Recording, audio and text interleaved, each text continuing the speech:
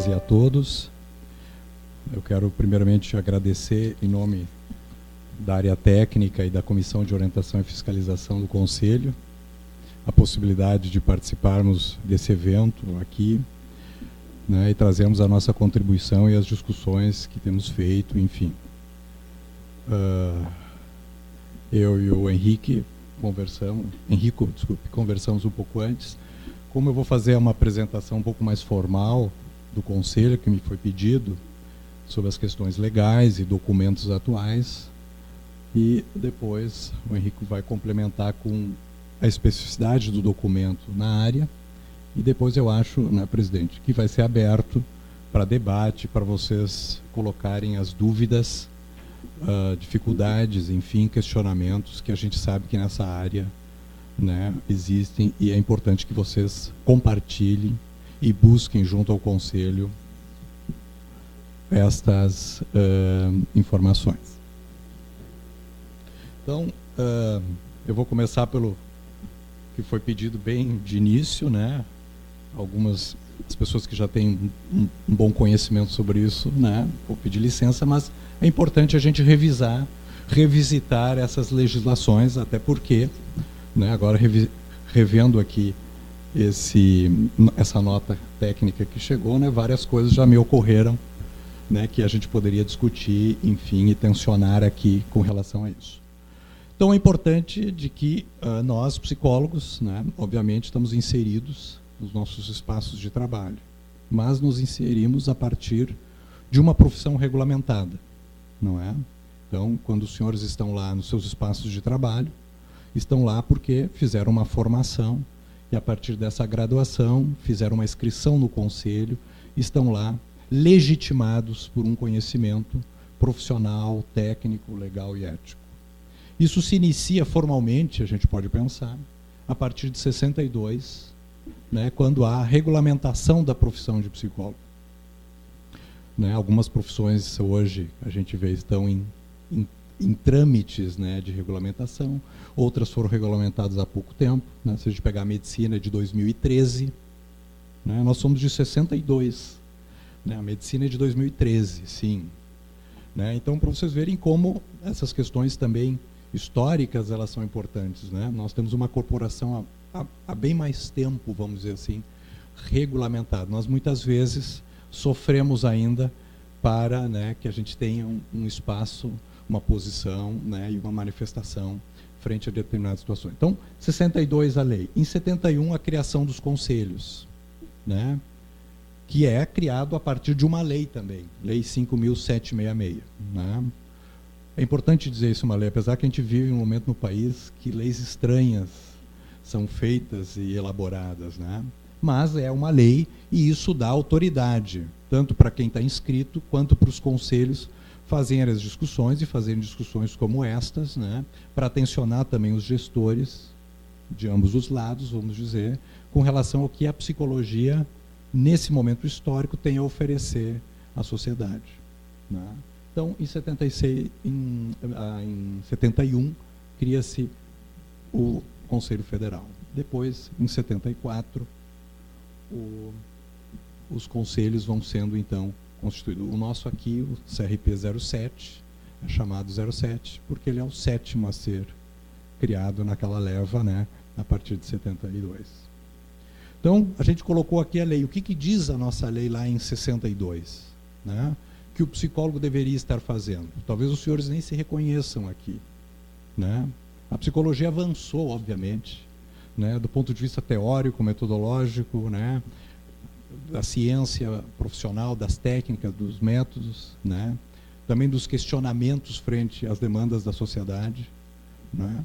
Então, naquele momento, em 62, constituía-se como função privativa, né, a gente pode limitar a esses 4 objetivos. O diagnóstico psicológico, né, e a gente pode ficar pensando, será que fazemos, não fazemos ainda isso no nosso dia a dia? Orientação e seleção profissional, orientação psicopedagógica e solução de problemas de ajustamento. Só para, rapidamente, a solução de problemas de ajustamento, né, nada mais é do que seria a palavra, né, ou substituir a palavra ou a profissão psicoterapia. Porque no momento da regulamentação da profissão, né, houve muitos tensionamentos para que isso não constasse numa lei privativa de uma profissão, a palavra psicoterapia, porque hoje seria, então, privativo dos psicólogos, né? A Associação Brasileira de Psiquiatria tensionou muito isso e outras entidades. Então, o legislador, no momento, entendeu que poderia ser descrito assim, e isso também nos dá a legalidade para que possamos fazer esse ato profissional psicoterápico. E, de competência do psicólogo, a colaboração em assuntos ligados a outras ciências. Aí, como vivíamos num momento que todas as leis precisavam de decretos para serem regulamentadas, a seguir, né, num ano bem importante para o país, né, em 64, né, esse decreto é regulamentado.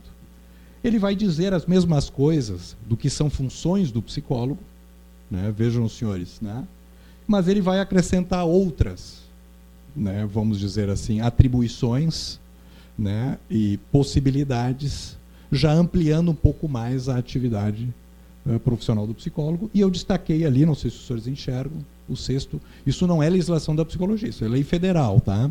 Lá, realizar perícias e emitir parecer sobre matéria de psicologia. Porque daí começa a desenhar um pouco o campo, né, legal, né, e também depois, futuramente, da inserção dos psicólogos nas políticas públicas e nas diferentes áreas, né?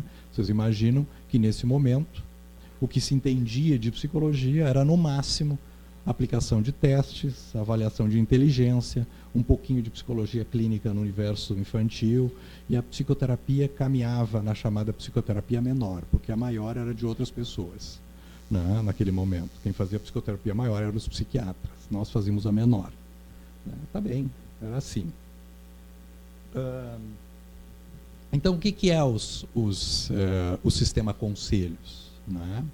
E vocês vejam que a nossa corporação, né, entre a criação da lei e a criação do Conselho Federal se passam muitos anos, né? Nós primeiro temos a definição do campo e a corporação vai se constituindo aos poucos. Se eu pegar o exemplo da medicina, não como uma crítica, só como um fato histórico e um fato, né, de realidade, nós temos toda uma corporação constituída desde sempre, né?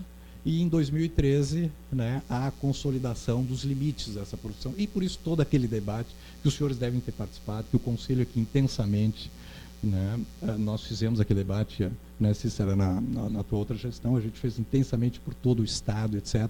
Esse tensionamento sobre o que era saúde, não era, né, de quem era isso, né, que a saúde não é de uma profissão, a doença são decisões de Estado, etc. Nós fizemos toda essa discussão. Então, a nossa profissão caminhou de uma outra forma, com muitas outras. Então, o Conselho Federal, né, ele é uma instância máxima.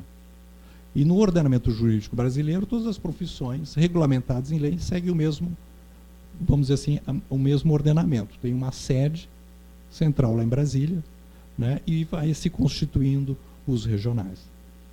E qual é a função desse Conselho Federal, né, da nossa profissão, então, de psicologia? De orientar, disciplinar e fiscalizar o exercício da profissão. Ele vai também expedir resoluções, e aí que entra a ampliação do campo de trabalho. Se ficássemos na lei, aquela 4.119 de 62, ou se precisassem dos senhores deputados e senadores, né, nós estaríamos, né, completamente, né, sem nenhuma chance de evolução. Então, o legislador, naquele momento, previu e atribuiu legalidade, né, aos conselhos federais de emitirem documentos com força de lei, que são as resoluções. Tá? Então, as resoluções, elas vêm para, né, fundamentar, para dar ampliação a esse campo. Né? E aí vamos incluindo todo o avanço da própria profissão enquanto ciência, enquanto compreensão de sujeito, e aí todas as questões que a gente queira discutir. Né, vai definir, né, nos termos legais, o limite de competência do exercício profissional. Também vai fazer frente a outras profissões. Também vai estabelecer esses limites. Acabei de ver aqui, abrindo, né, que é aqui dá passando rapidamente os olhos nessa nota técnica, que eu também estava vendo agora. Né, ali ele já fazia, olha, tem documentos que podem ser assinados concomitantemente, outros, cuidado, não o faça. né? Assim, não está diretamente assim expresso, né? Eu estou dizendo desta forma, mas por quê? Porque tem seus limites, né, profissionais e técnicos, e que isso depois vai ter desdobramentos. A determinadas afirmações num documento em conjunto, ele pode ter consequências, porque algumas afirmações talvez possam ser feitas dentro de uma modalidade profissional e de outra possa ser considerado não ético, né? Então, eu acho que esse é o campo, né, que vocês trabalham dia a dia e se deparam com essa dificuldade, né, e que é realmente, né, muitas vezes difícil de estabelecer esse limite. Então, e servir de órgão consultivo na matéria de psicologia e também, né, de servir como um órgão de um tribunal ético, né, de segunda instância, que é, vamos dizer assim, uma situação sempre desagradável da gente falar, mas infelizmente é função dos conselhos também fazer essa verificação da conduta ética dos colegas, né? É a tradição das corporações. O Conselho Regional de Psicologia, então, essa entidade que nessa noite nós estamos, orientar e fiscalizar os profissionais do Rio Grande do Sul no seu exercício. Assim, cada regional no seu estado vai produzir, né? Fazer cumprir as resoluções do Conselho Federal. Apesar de sermos um colegiado, a gente vai fazer cumprir essas resoluções, né, que o Conselho Federal emite. Tem uma nota técnica, é de um órgão superior e nós vamos, sim, né, de certa forma, absorver essa e transmitir, né, e orientar tanto os psicólogos como a sociedade, como os gestores, sobre esse documento, sobre essa nota. A partir também, claro, da compreensão, né, que o regional e que a gestão desse regional vai entender. Apurar irregularidades, processar e julgar profissionais que cometem infrações em primeira instância, né? E orientar a comunidade sobre os serviços psicológicos, etc., né? E aqui entra um detalhe importante. É comum, não só os psicólogos, mas como os usuários, os gestores dos serviços, né, que vocês estão acolhidos, ligarem muitas vezes perguntando se o psicólogo pode ou não pode fazer isso, né? Ou perguntando por que o psicólogo está se negando a fazer isso, se ele pode, né? E o gestor vai, então, se comunicar com o conselho e nós vamos proceder e temos a obrigação de proceder a essa orientação. Isso aqui é rapidamente, só para vocês entenderem assim como é que funciona, né, as instâncias deliberativas. Temos o Conselho Federal, os conselhos regionais, os psicólogos e a sociedade, né? Pode ver que tem uma assembleia de políticas administrativas e financeiras, que é uma reunião de presidentes e demais conselheiros de todos os regionais com o Conselho Federal, né, que, de certa forma, vão fazer análise desses documentos, vão fazer análise de demandas que vocês tenham.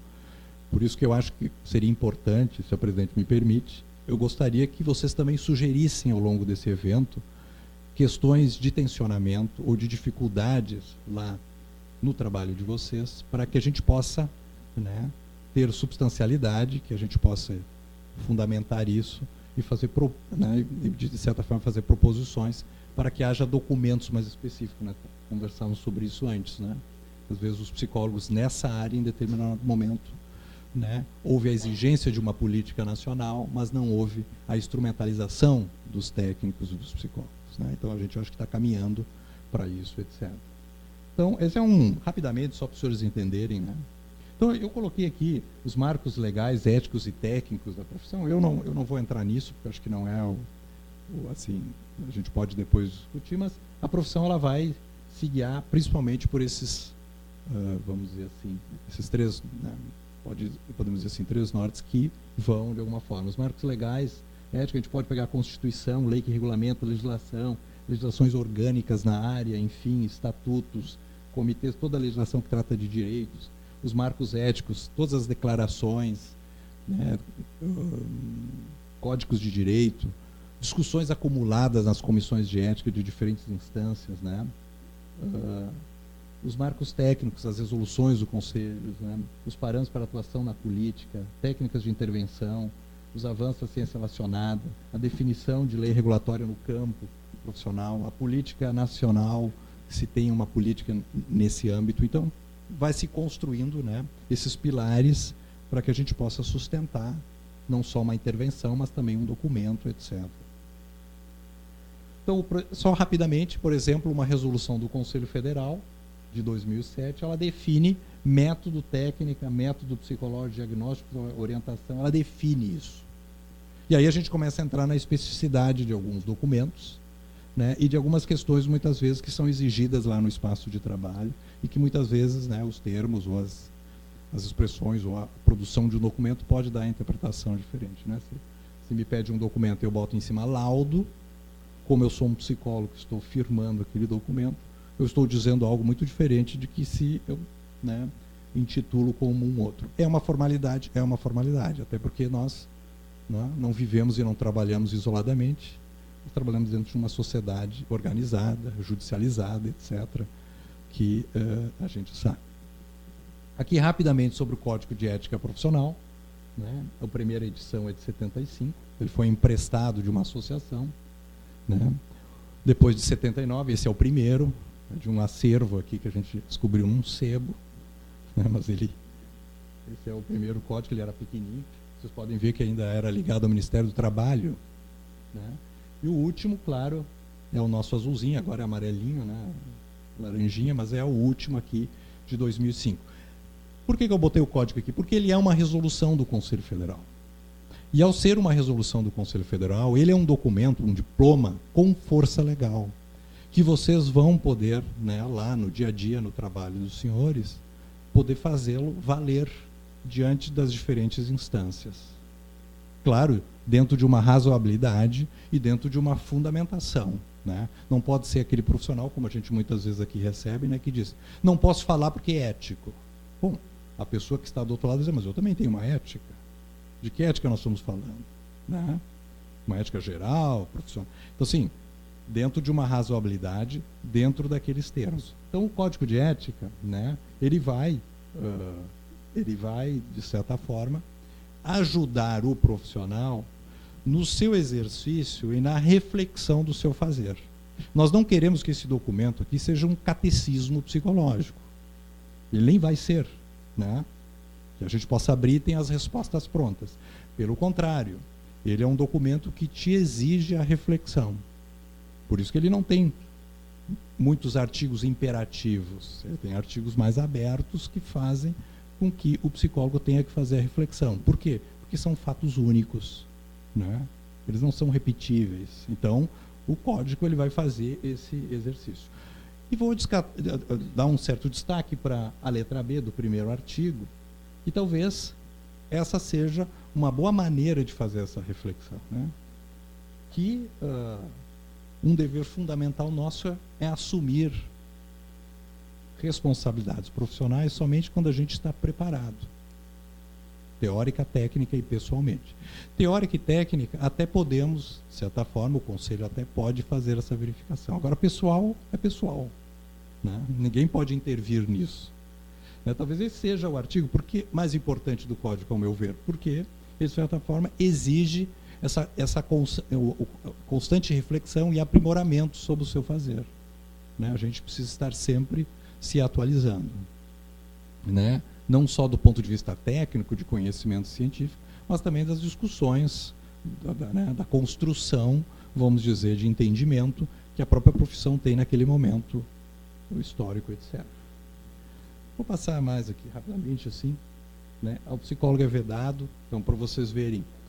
Porque depois, por que eu botei isso assim? Né? Ele pode parecer um pouquinho cansativo e tal, né? Mas o Código de Ética é o que vai, de certa forma, tanto na relação com as instituições como com o próprio conselho, vai fazer, vamos dizer assim, vai basilar, de certa forma, uma conduta ou um documento produzido pelo psicólogo.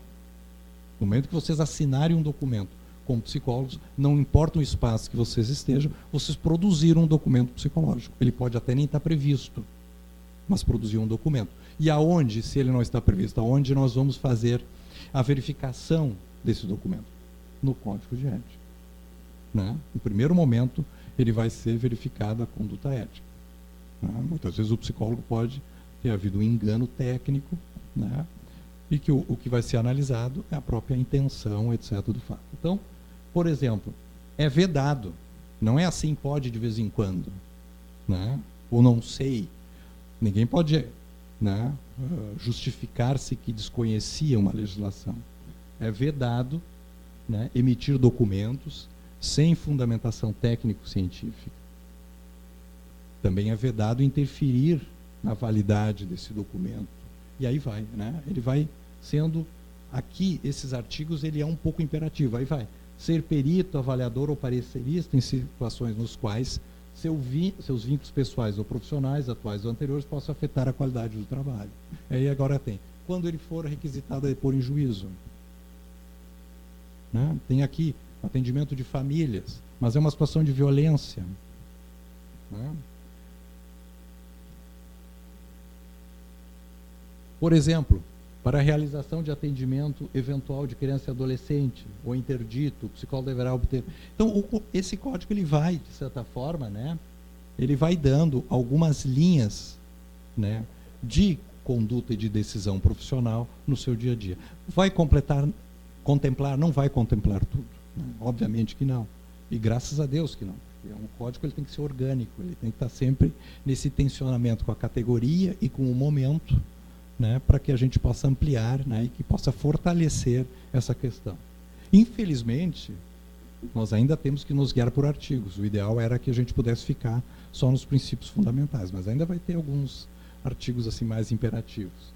E aí entra o artigo 9º, né, que nesse, vamos dizer assim, código de ética, né, ele amplia um pouco mais. O antigo código de ética falava, olha, o psicólogo só pode romper com o sigilo, com o segredo profissional, quando de um imperativo de consciência. Bom, o imperativo de consciência meu, de cada um de nós aqui, pode ser muito diferente.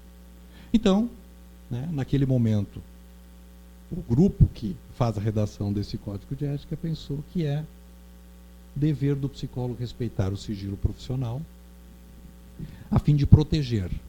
Aí vai dizer ali, por meio da confidencialidade, a intimidade das pessoas, grupos ou organizações a que têm acesso no exercício profissional. Nas situações em que se configure conflito entre as exigências decorrentes no exposto artigo 9º e as afirmações dos princípios fundamentais desse código, excetuando-se os casos previstos em lei, o psicólogo poderá decidir pela quebra de sigilo, baseando sua decisão na busca do menor prejuízo. Bom, mas será que se eu estou lá atendendo uma situação de risco, eu não estou fazendo terapia? É o mesmo? É a mesma condição de segredo, de sigilo, de confidencialidade? Porque muitas vezes a gente tem uma ideia, não é, de que esses artigos eles estão voltados para a clínica. Né? O Código de Ética não especifica área, especialidade ou campo. Ele fala do exercício profissional. Né? E aí volta aquela discussão inicial. Não, vocês estão inseridos lá neste contexto porque são profissionais psicólogos. Né? Então, vocês ingressam nesse espaço com essa legitimidade profissional. Tá? Em caso de quebra de sigilo previsto nesse caput, o psicólogo deverá restringir-se a prestar informações estritamente necessárias. Também aqui, né, ele já começa a ser mais específico. O que você vai depor em juízo? Você vai depor coisas para além, suposições, ou você vai depor aquilo que foi registrado, né, aquilo que foi, vamos dizer, sobre o serviço prestado? Então, né, talvez em outras áreas que já avançou e que tem um pouco mais, vamos dizer assim, de percurso na profissão, esses documentos talvez já estejam mais, né, de alguma forma contemplados, etc. Né? Então, aí a gente entra na resolução que trata da emissão de documentos escritos produzidos pelo psicólogo. Neste momento, oficialmente, independente se são qualificados ou não, se são bons documentos ou não, se é uma boa resolução ou não, nós temos esses 4 documentos que o psicólogo pode emitir no âmbito da profissão. Tá? Depois tem os documentos específicos que vocês fazem lá no dia a dia de vocês. Né? Mas na profissão são esses 4 documentos, que é a declaração, que é o atestado psicológico, que é o parecer e que é o laudo ou relatório psicológico. Né? Ele diz que é documentos, né, produzidos, escritos por psicólogos. Desses aqui, nem todos são decorrentes de uma avaliação psicológica. Mas, por exemplo, o relatório psicológico ou laudo psicológico, ele necessariamente, e o atestado psicológico, ele necessariamente tem que ser decorrente de uma avaliação psicológica. Então, se eu estou num espaço onde não é previsto a avaliação psicológica, eu não vou poder produzir esses dois documentos. Ou nem vou poder intitular o documento, né, com essa, porque vocês, de certa forma, estão dizendo, né, que ao produzir, ao afirmar esse documento, vocês estão dizendo que ele foi decorrente de uma avaliação psicológica, uma metodologia específica, um tratamento específico, com aplicação de técnicas. Não estou dizendo aqui testes, tá? Os testes também podem estar presentes numa situação do psicólogo, um inventário, uma discussão. Mas a avaliação psicológica é uma avaliação feita por um psicólogo, né, no pleno êxito da sua função lá naquele local, que ele vai escolher a metodologia, né, vamos dizer assim, que ele decidir aplicar. O parecer e a declaração, né, são dois documentos que não precisam, né, o parecer não precisa necessariamente ser decorrente de uma avaliação psicológica. Né. A declaração muito menos. A declaração é um documento administrativo, que vocês podem usar, inclusive para registrar a presença, né, vamos supor, de uma família ou de um atendido que vai lá no serviço por algum motivo encaminhado, esse documento pode ser utilizado.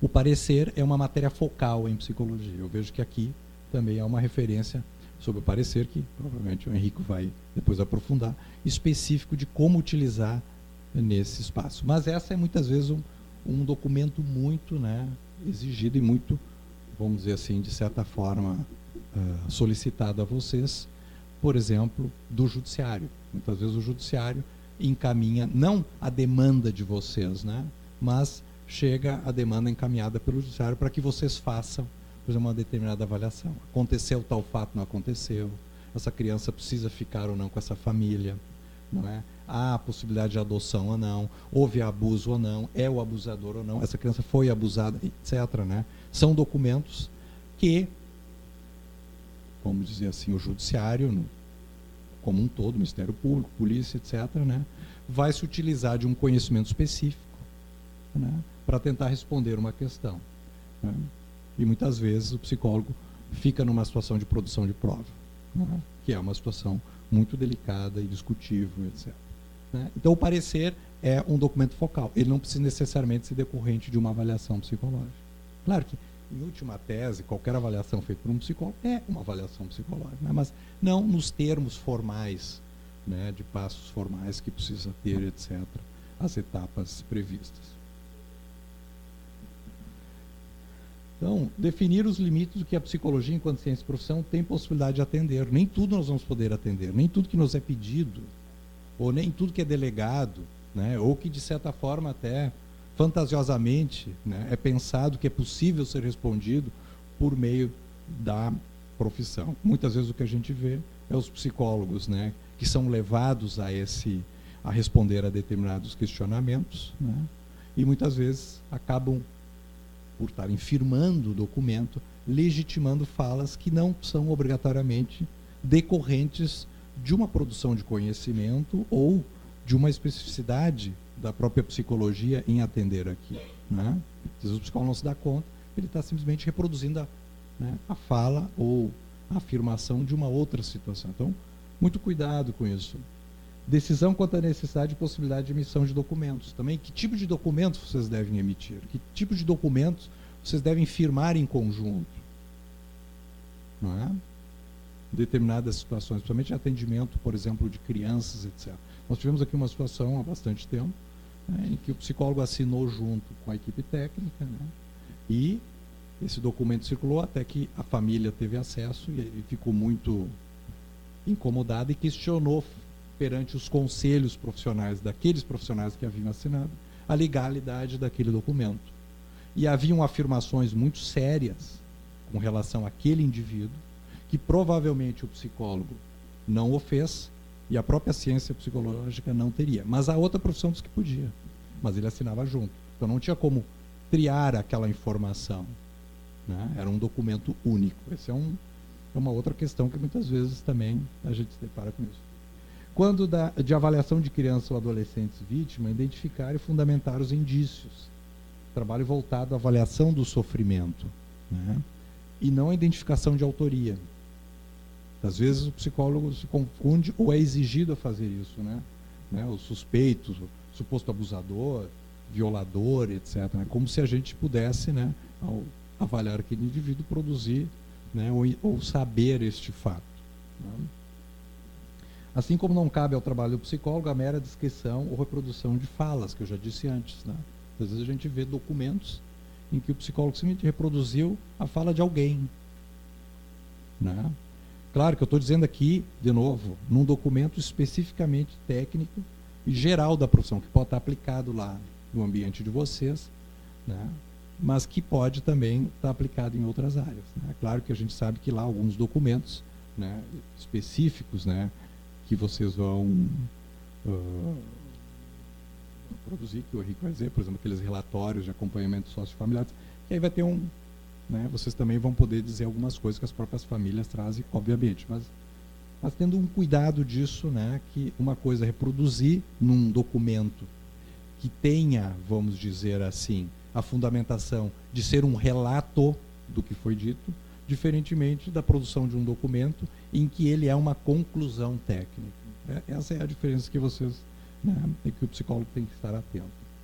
A elaboração de um documento técnico está condicionada a uma análise, metodologia e conclusões técnicas. Uma opinião técnica, não uma opinião do senso comum, né, que a gente muitas vezes verifica.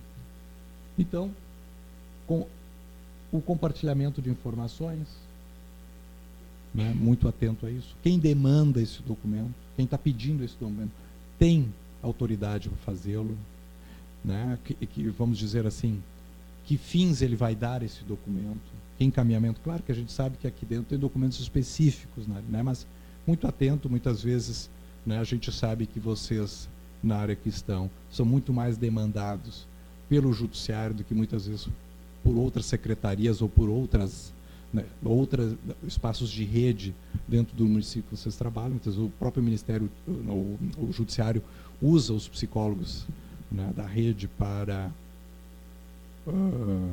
atenderem uma demanda que seria do próprio Judiciário, né? Então, ter esse cuidado. Claro que vocês, de certa forma, vão ter que, em certos momentos, né, atender essa demanda. E o que a gente sempre, de certa forma, sugere, né, numa forma de aconselhamento, é que o psicólogo não tome essa decisão para si, que ele discuta com o seu gestor, que ele devolva para o seu gestor e que o gestor faça essa interlocução com o judiciário. Porque dificilmente, né, e pelo menos pela nossa experiência aqui, né, um documento vem dirigido diretamente ao psicólogo, né, como se fosse, né, o juiz requerindo aquele profissional. Ele vem à secretaria, ele vem ao serviço, etc. Vem em nome do psicólogo, né? Assim, a experiência que a gente tem não é tanto isso. Vem em nome do secretário, ou vem aos psicólogos do serviço. Devolve e faça a prefeitura fazer esse diálogo com o judiciário, dizendo, olha, nós temos uma demanda a ser atendida, né, e como é que a gente pode? Vamos talvez atender os casos graves, ou faz uma seleção, etc., né? Tudo negociável. Agora, não, a gente não aconselha que vocês, né, de certa forma, tentem dizer não, ou, né, ou de alguma forma, né, fazer o contraponto ao Poder Judiciário, porque daí são forças desiguais, né? Reitero, em havendo essa dificuldade ou alguma dúvida, o Conselho está sempre à disposição para ajudá-los e para escutar essa demanda e auxiliar naquilo que é possível. Também é obrigatório de registro e informação sobre os serviços realizados, né? Apesar de haver toda uma política nacional e toda uma, vamos dizer, uma organização específica nessa área, né, esse documento pode circular, ele pode parar num processo judicial, ele pode ter outros, né, desdobramentos, e que vai ser, num determinado momento, ele vai ser exigido, ele vai ser, né, contestado, ele vai ser questionado, enfim, por alguma outra instância. A autonomia técnica é dos senhores, é os senhores que dizem o que pode ou não pode, claro, associado dentro de todo esse ordenamento, mas tem certos limites, etc., né? A profissão tem esses limites, como eu já disse, né? Tem algumas possibilidades, e por isso tem uma nota técnica que, de certa forma, vai contribuir para esse exercício. A gente, pelo menos aqui, tanto na área técnica como na Comissão de Orientação e Fiscalização, a gente sente que falta, talvez, né? E o Henrique já havia me dito isso também, né? Talvez a gente tenha que evoluir para uma produção de documentos mais específicos nessa área, para auxiliar os psicólogos que estão lá na frente e que tenham que responder essa demanda, né? Imprevisibilidade. Bom, aí muitas vezes, não sei se é o caso de vocês, a gente tem algumas experiências aqui que muitas vezes não só os psicólogos da UBS, ou psicólogos, mas os psicólogos que estão nas áreas que vocês se encontram, são requisitados a fazerem avaliações psicológicas, né? Não sistemáticas, não como forma de oferta de serviço, mas são, né, muitas vezes até para ajudar na rede, etc. A gente teve há poucos dias, né, que uma escola encaminhava todas as questões de dificuldade. Então, assim, se caso vocês estão nessa situação, né, tenham essa preocupação com relação a fazer uma avaliação qualificada, né? E ela, então, vai, como é que eu vou dizer, vai exigir, né, o conhecimento dessas legislações, porque normalmente esses documentos vão fazer, né, fazer interface com outras legislações. Enfim, no momento são esses 4 documentos, né, que a gente tem oficialmente para a produção de documentos do ponto de vista geral da profissão. Claro que vai ter esses documentos específicos, né? Eu não entrei aqui na questão de perícia, nem de perito, nem de perícia ao judiciário, né? Fiquei mais no geral, mas são esses os documentos, e acredito que, com o passar do tempo, né, o próprio sistema conselho vai evoluir nessa questão. Era isso.